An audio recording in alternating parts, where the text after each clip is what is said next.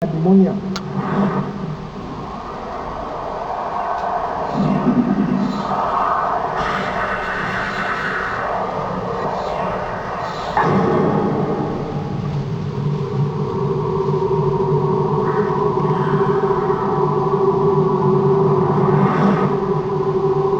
Matalas ang mata.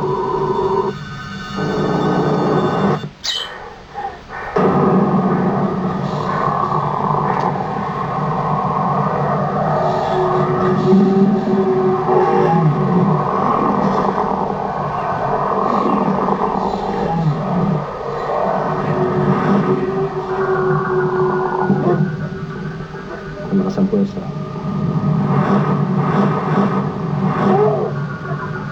Nagbabago ang boses. At nag-iiba ang itsura.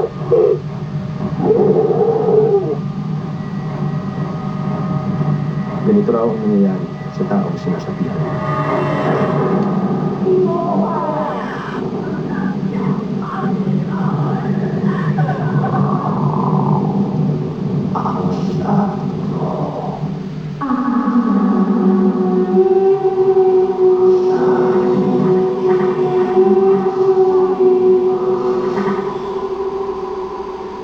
May tuturing daw silang mga babaeng nawawala sa sarili.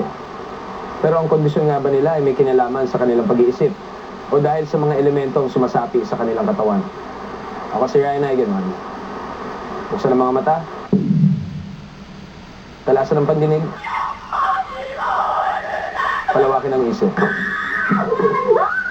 Dahil ang mundo ay nababalot ng misteryo.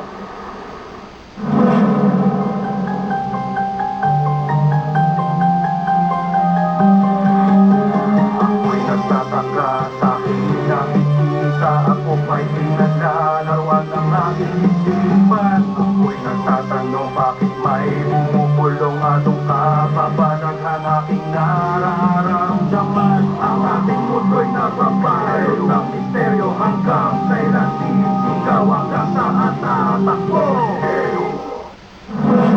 Dati-dati, normal ang pumumuhay at pag-aaral ng mga kabataang pumapasok dito. Pero pagkatapos maglaro ng Spirit of the Glass,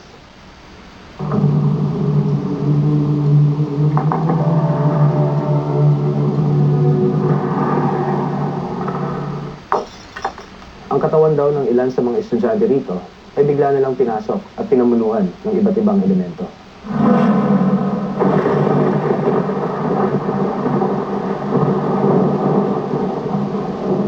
Ito ang extension class sa isang national high school ng Yapak, Siniloan, Quezon.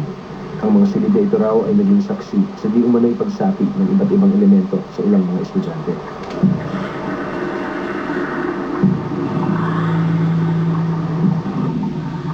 Isa si Teacher Emily Berma sa mga nakakita ng pagbabago sa anyo at pag-uugali ng kanyang mga estudyante.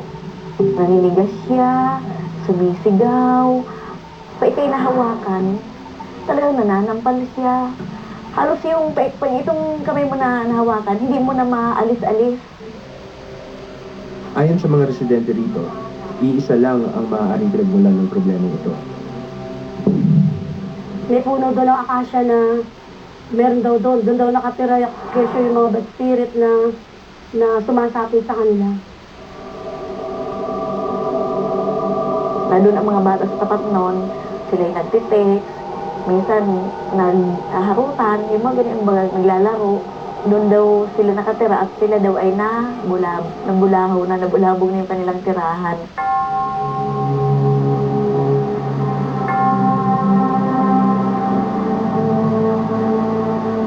Paging ang simbahang Katoliko ay hindi tinatanggi ang mga ganitong klase ng pangyayari. Ang napansin ko lang, sa mga taong nagre-report sa akin at humingi ng tulong dahil sila ay nagkaganyan, ay nadiskubre ko na hindi sila nagsisimba.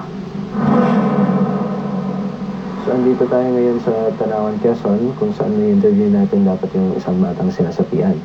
Pero hindi kami pinayagan na makunan siya on camera. So yung nanay niya na lang yung interview natin. Para protektahan ang privacy ng mga biktima at kanilang pamilya, sadya namin binago ang kanilang mga pangalan. Ayon kay Aling Mirna, Lubos siyang nag-aalala sa sinapit ng kanyang anak.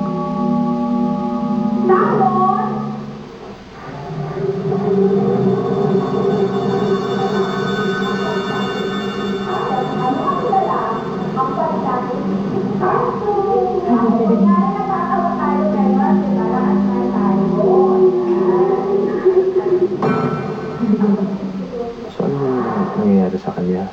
Yun po, nagwawala po siya.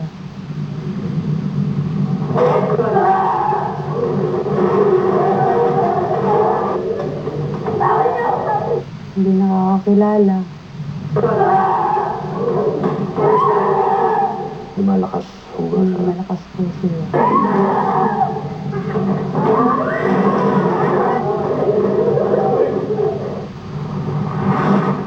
Yung itsura niya nagbabago ba? Para po pakitingin ko sa kanya, nanlilisip po yung mata niya. Yung parang galit na galit siya. Mag-iiba din yung boses niya, parang lalaki na. Tapos ay dinala ko po sa pagamutan sa albularyo. Nung gumaling po siya, tapos ay inina ko po ulit sa bahay. Inuwi ko ulit, tapos sinumpong na naman po ulit. 2 beses lang po siya nang Pero sa sa doktor ng mediko, hindi niyo pa na hindi po sa papatingin. albularyo lang.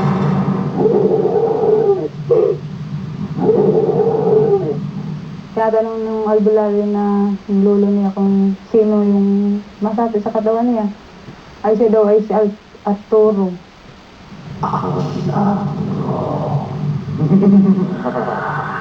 Siya daw ay maghihiganti at siya daw ay inapi.